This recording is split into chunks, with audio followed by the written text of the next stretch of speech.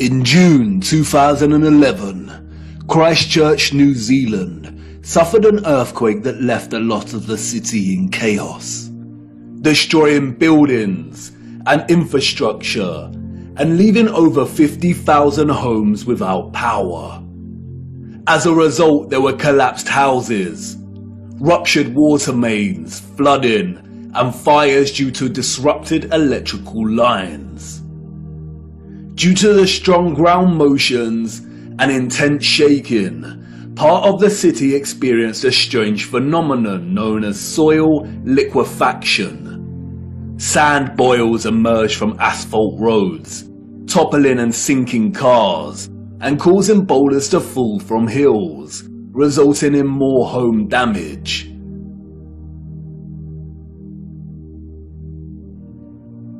Soil liquefaction occurs when saturated soil loses its strength and stiffness in response to an applied stress, such as shaking or other sudden changes, such as a strong explosion. Loose, saturated soil or sand has a tendency to compress when a load is applied, but in the event of a stress, such as shaking or an explosion, we see the opposite.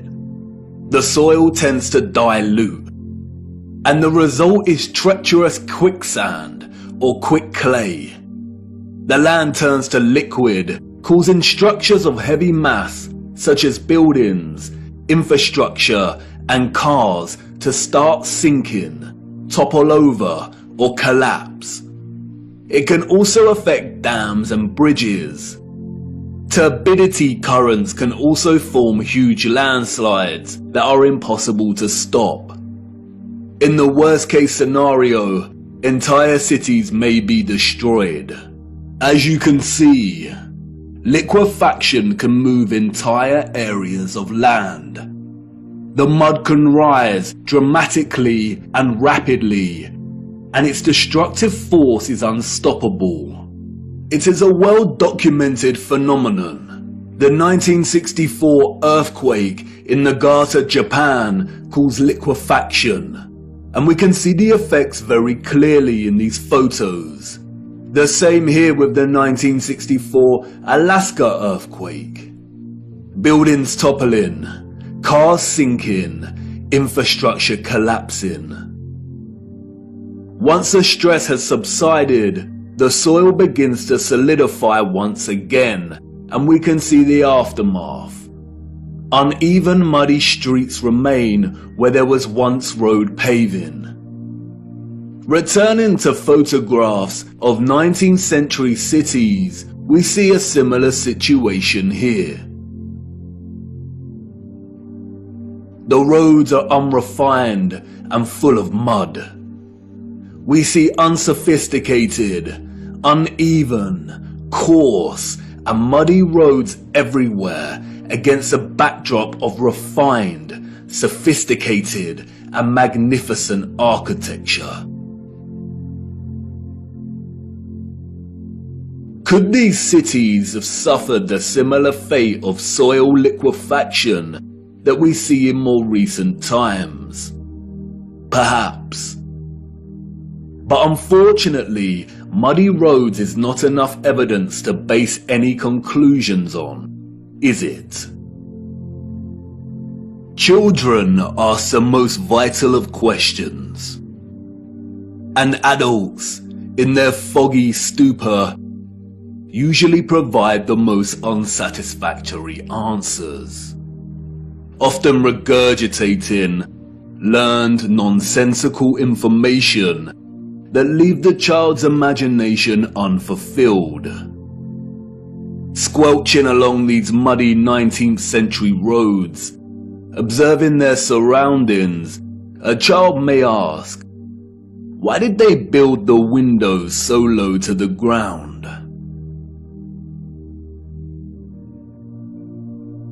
And what an excellent question. Yes, why indeed did they build windows on ground level? For you see, the people we see in these photographs, sadly, did not build this architecture. And maybe some of them, at some point in their busy day-to-day life, ask the exact same question. We see it everywhere. Windows at ground level.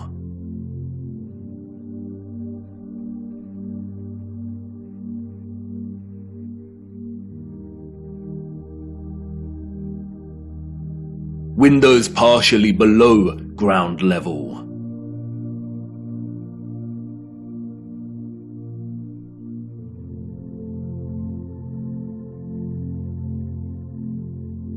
First floor entrances raised from the ground level.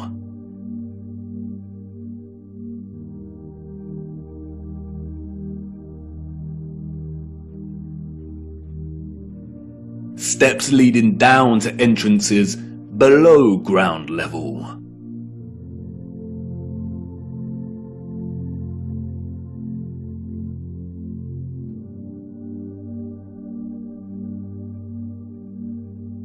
We can find this in almost every major city across our realm. In both old photographs and when we walk in the streets today. And what does it tell us? That a society with access to modest construction tools and horse and car constructed their infrastructure by first spending countless amounts of hours and energy clearing land with a depth of over 3 meters to begin their construction. Building basement floors is incredibly hard work. Since the 20th century, large powered excavation machines, such as backhoes and front-end loaders, have reduced the time and manpower needed to dig a basement dramatically, as compared to digging by hand with a spade. Perhaps you could say that our historical ancestors were just that dedicated to the architecture they built. And you could say that many of the sunken buildings we see are actually due to elevations and depressions in the natural landscape.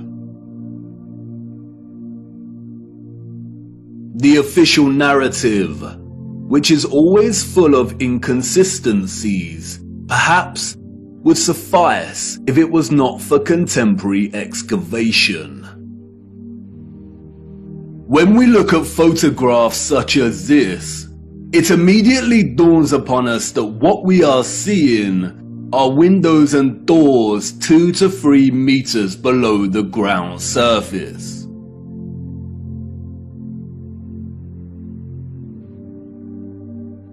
Why are there windows and doors underground?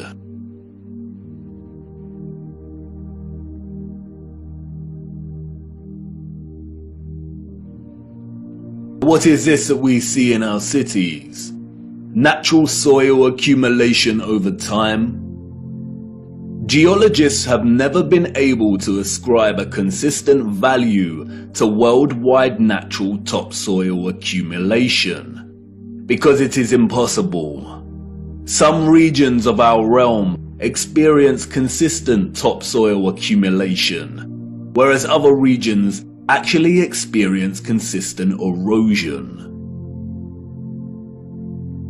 Many historians and archaeologists have noted that many cities over the centuries have been destroyed through war, and natural phenomena such as earthquakes, volcanic ash, and flooding.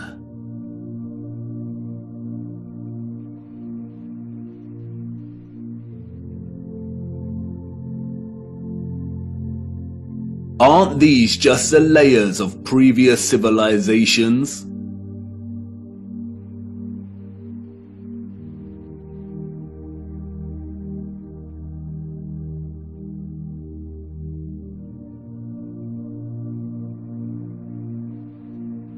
No, they are not. We see over and over again whole floors of buildings consistent with the architecture existing above the layer of ground.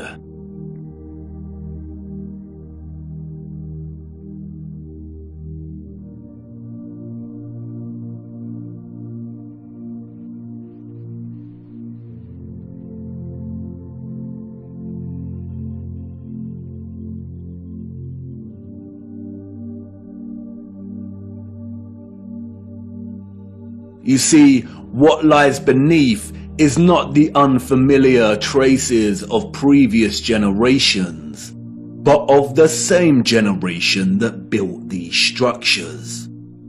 And once you really see this kind of sunken, buried infrastructure that exists in such prevalence across our world, you can never unsee it.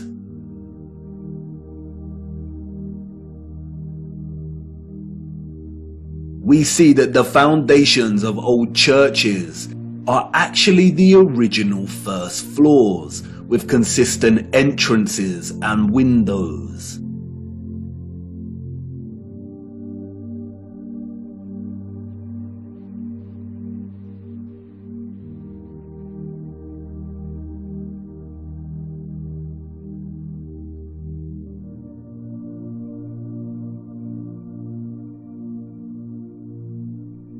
We see mosaics unearthed. We see pillars, columns and arches that were originally much larger, and it was the layer of soil that reduced their size, as if they weren't big enough to begin with.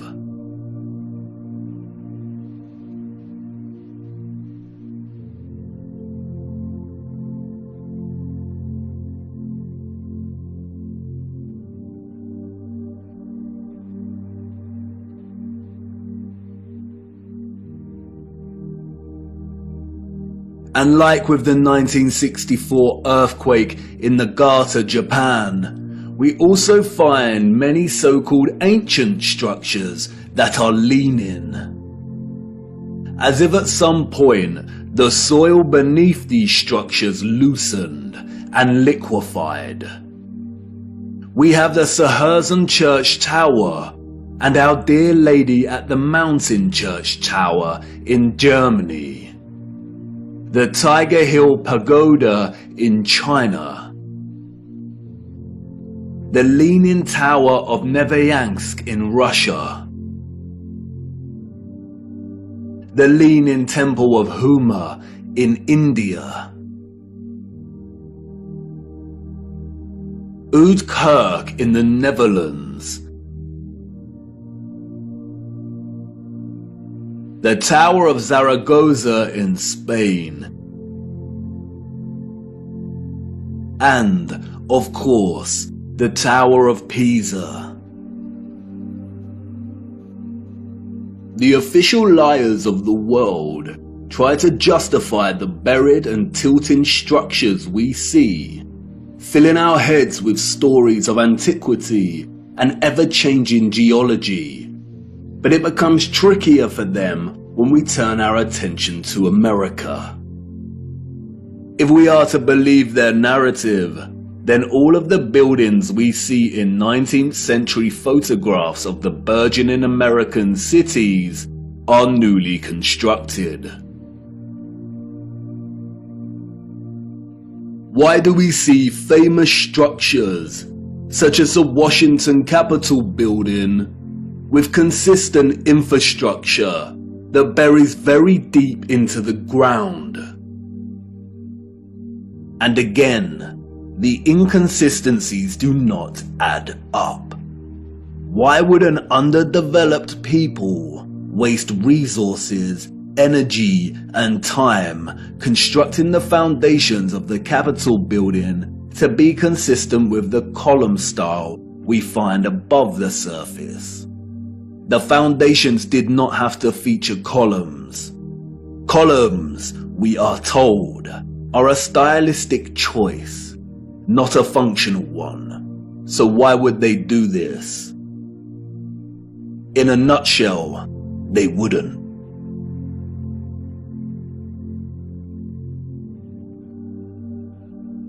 We see images that suggest that the people of the 19th century were actually concerned with moving a lot of the vast amount of mud we see, leveling the ground and excavating existing structures.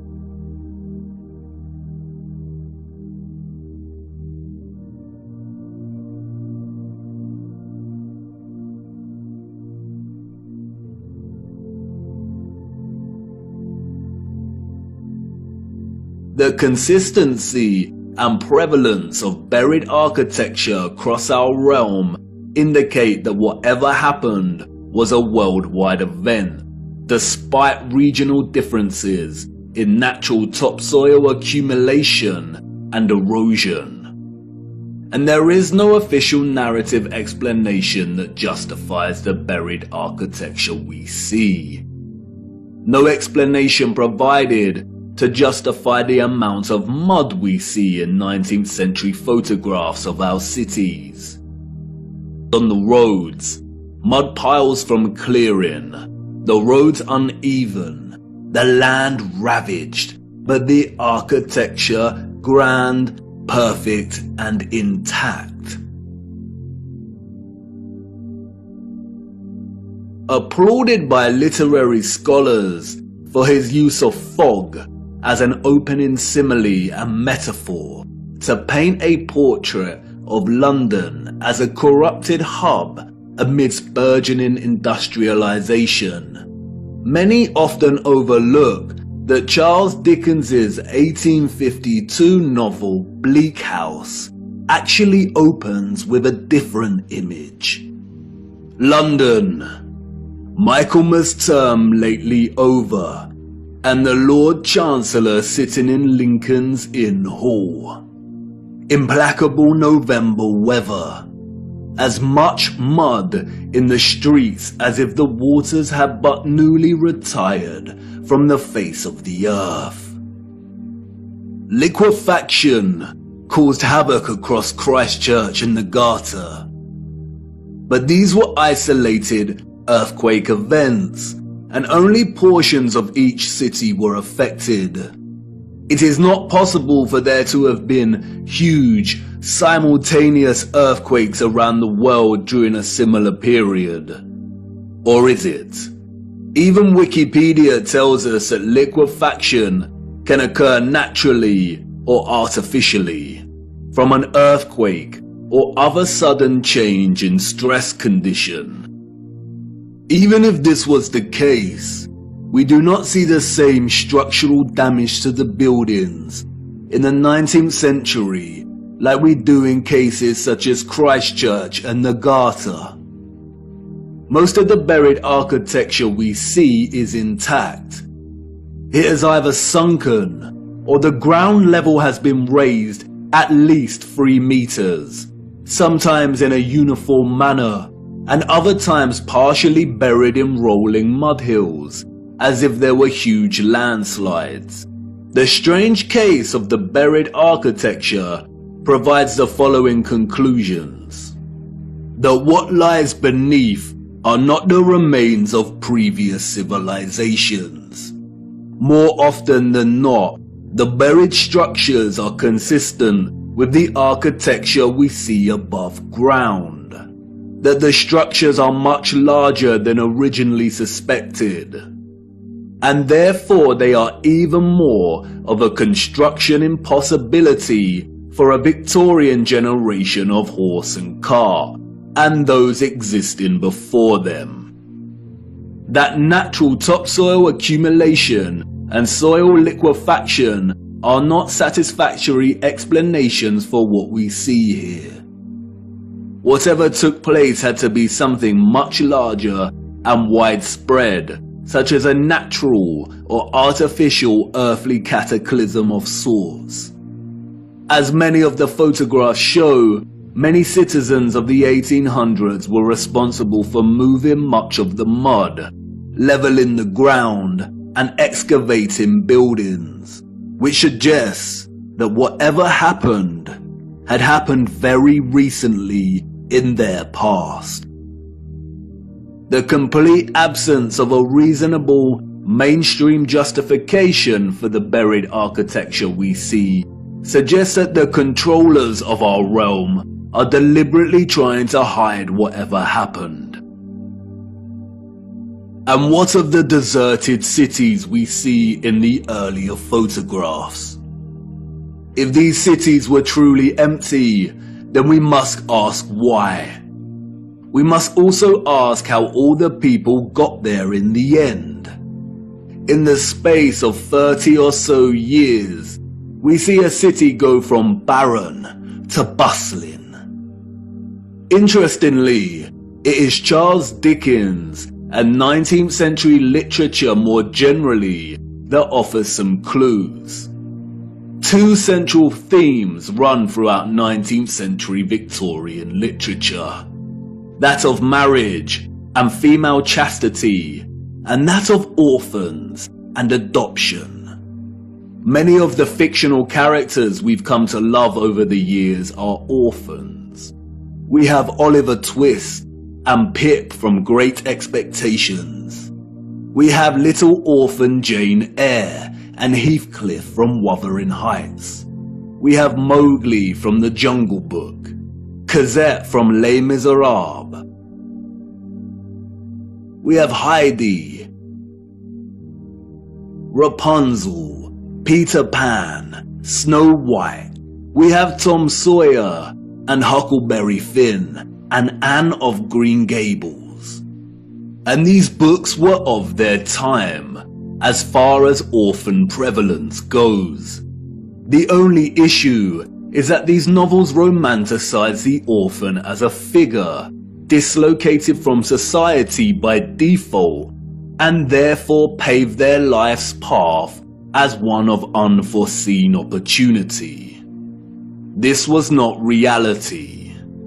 The theme of marriage and chastity that we find in so many 19th century literary works, such as those by Jane Austen, the Brontes, George Eliot, Dickens, Thomas Hardy, Leo Tolstoy, Victor Hugo and more, was nothing more than carefully disguised, well-written propaganda, with the sole purpose to solidify and justify a social value framework that would separate children from their mothers.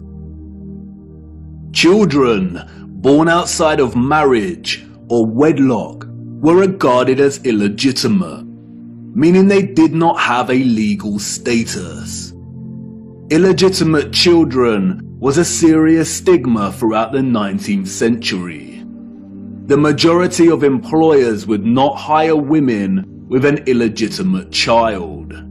Many unwed mothers with illegitimate children ended up without a home, in poor health, starving, exhausted. Their only place of refuge would be the workhouse, where they would carry out the most unpleasant duties.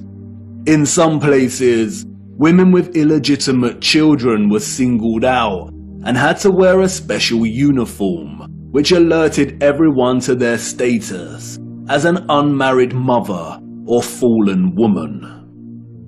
As a result, a vast amount of orphanages and foundling institutions were established. This is the London Foundling Hospital that was very active in the 19th century. Look at the size of it. Charles Dickens was obsessed with this place. Inspiration, they say. The official narrative tells us that an estimated 4,500 women handed over their children to this huge building. But this was just one institution. Wikipedia gives us a partial list of over 64 orphanages that were founded in the UK during the 19th century. The list is only partial. The peculiar case of the vast amount of parentless children in the 19th century is well documented by many researchers. And most of them agree it is almost impossible to establish figures that really do justice to just how many orphans there were during this period. Their footprint did not enter the record books. It formed in the mud and was then washed away. It wasn't just the UK. This was a worldwide phenomenon. New York City had 4 foundling asylums alone that processed thousands of children annually. By the beginning of the 20th century, Italy was reporting 32,000 children per year. Spain and Portugal were reporting 15,000 annual foundlings. Before 1860, 374,000 recorded infants were processed by the asylums in Milan, Naples, and Florence alone. Historian David L. Ransell states that Moscow was receiving between 16 and 18,000 infants annually by the 1880s, and sending over 10,000 of these each year to outlying villages for care. In 1882, there were all told 41,720 foundlings from the Moscow home, living with 32,000 foster families, scattered throughout 4,418 villages. A dozen villages had over 90 fosterings each. One thing that is often overlooked is that there were a series of laws passed in the 1800s, making it almost impossible for unwed mothers to keep their babies.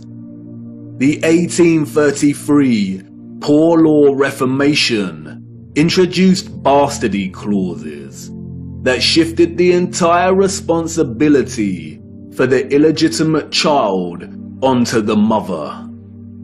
Social stigma meant that she would not be able to provide care for her child and would be forced to hand them over to the authorities, or worse. Advertisements for adoption or nurse care became popular in newspapers. And, as many scholars have pointed out, these were a front for what was termed baby farmers, or paid murder. As Dorothy L. Haller states, the adverts may have been misleading to the general public, but read like a coded message to unwed mothers. No references are asked for, and none are offered. The sum of 15 shillings a week to keep an infant or a sickly child was inadequate, and a sickly child and an infant under 2 months were the least likely to survive, and the cheapest to bury. Infants were taken, no questions asked, and it was understood that for £12 no questions were expected to be asked. The transaction between the mother and the baby farmer usually took place in a public place, on public transportation, or through a second party. No personal information was exchanged. The money was paid, and the transaction was complete. The mother knew she would never see her infant alive again. Most children, however, were not murdered, but were dropped off at the doorsteps of orphanages or the workhouse. All children taken into these institutions were given entirely new identities. They were provided for with shelter, food, and clothing temporarily, and then sent off to workhouses or another location. Photographs in the 19th century were scarce, but towards the end of the century we see more photographs, and the last continent to experience such mass exodus of orphans was the United States. And it is here that we see evidence of the orphan trains. The first group of these orphans arrived in Michigan in 1854, and from that moment on, the movement shipped hundreds of thousands of children across the states until it ended in 1929. Officially, there were over 97 institutions involved in orphans and orphan trains in the 19th century.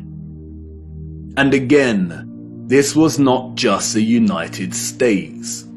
Annie McPherson will go down in history as a woman who scammed more than 100,000 foundlings and shipped them from the United Kingdom to Canada, New Zealand, and South Africa, and even to the outer edges of the earth in Australia, so that they could be sold into child labour.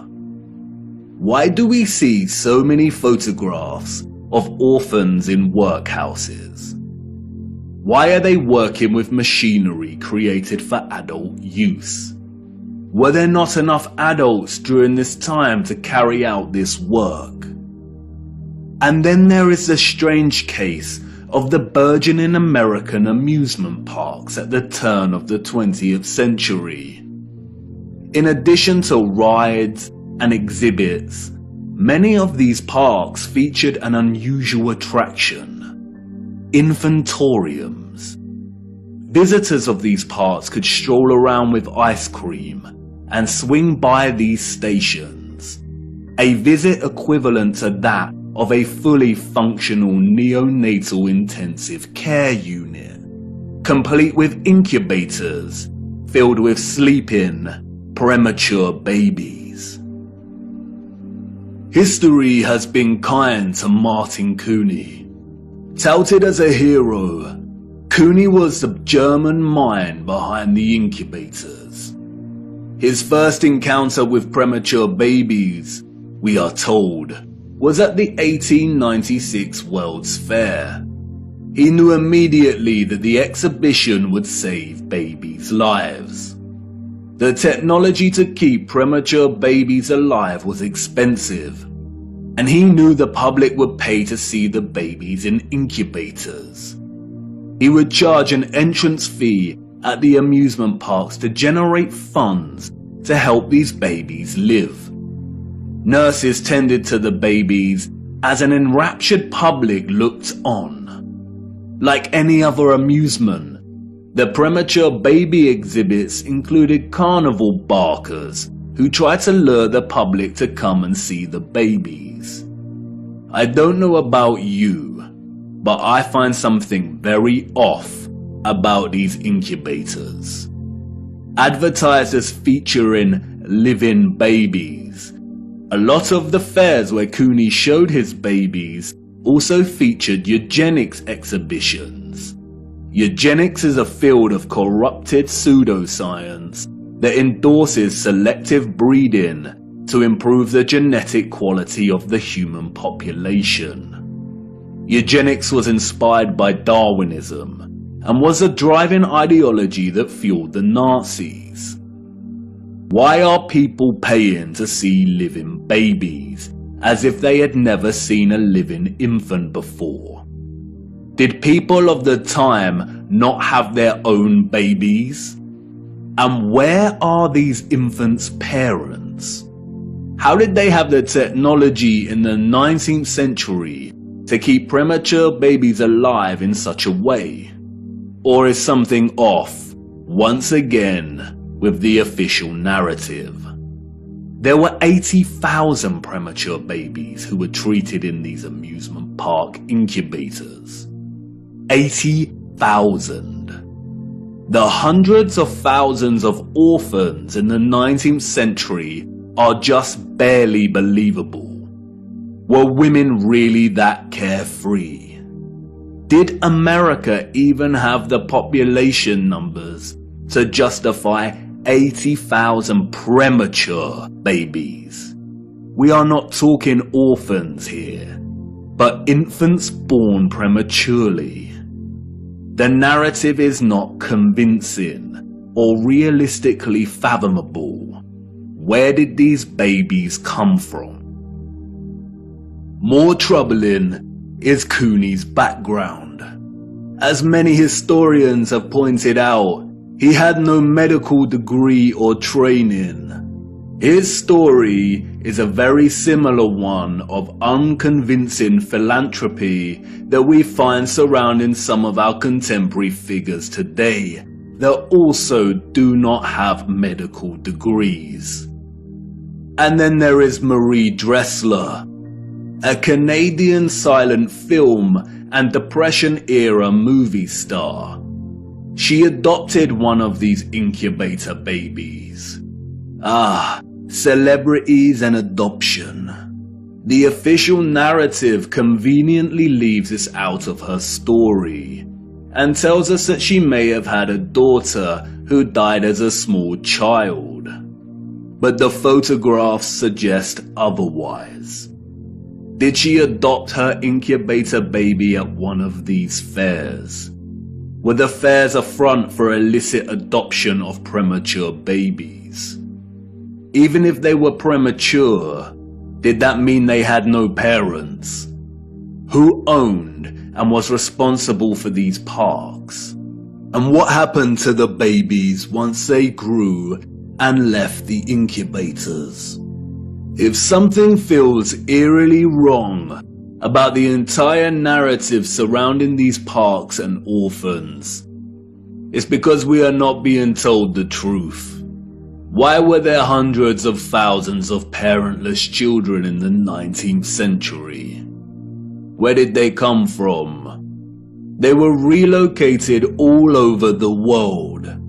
Europe, America, Russia, Australia, Canada. Why? Especially when most still had a living parent. If pregnancy out of wedlock was such a social stigma that resulted in such trauma, why would so many people put themselves in that position in the first place? Did the government really care about social morality enough to pass laws? And all the effort to build and maintain orphanages and orphan relocation networks, would this not burden governmental finances and administration systems? It certainly would have. But, you see, there was a greater purpose behind the government's worldwide agenda. Repopulation. The social narrative of chastity was nothing more than propaganda and justification for stealing children. The reason we see empty cities in the early 19th century is because they were in fact empty, void of population. And the reason they are bustling 30 years later is because orphans were shipped into these cities to repopulate them. You see, in the early 19th century, there was a worldwide reset of sorts through depopulation and then repopulation. The people we see in these photographs did not build this architecture. They inherited it, along with a lot of mud. Not only did they inherit it without a clue as to what it actually was and who it belonged to, but they were unknowingly complicit in repurposing pretty much all of these structures. I know, none of this is making much sense at the minute. You are probably wondering why on earth these cities were empty and full of mud. What happened that meant governments needed to repopulate the earth? And I know what you're thinking. This is all very intriguing, but what does this have to do with flat earth? You want to know more about the firmament, the sun and moon, and our stationary plane. Do not worry. Everything will become clearer as we continue our journey. The prevalent evidence of buried infrastructure, coupled with deserted cities and a burgeoning industry of orphans, is just a start. These are all necessary clues, hinting at some kind of cataclysm, but the real story hasn't truly begun yet. The stage had to be set first, and now it is ready. And even if you cannot see it yet, I know you feel it, viewer. The deserted cities, the buried architecture, and orphans all signal a looming darkness. There is a great black cloud in front of us, and I won't lie, we are heading right into the heart of it. And like I said before, we do not have much time. Come on. It's time for me to honor my promise and take you back to the future.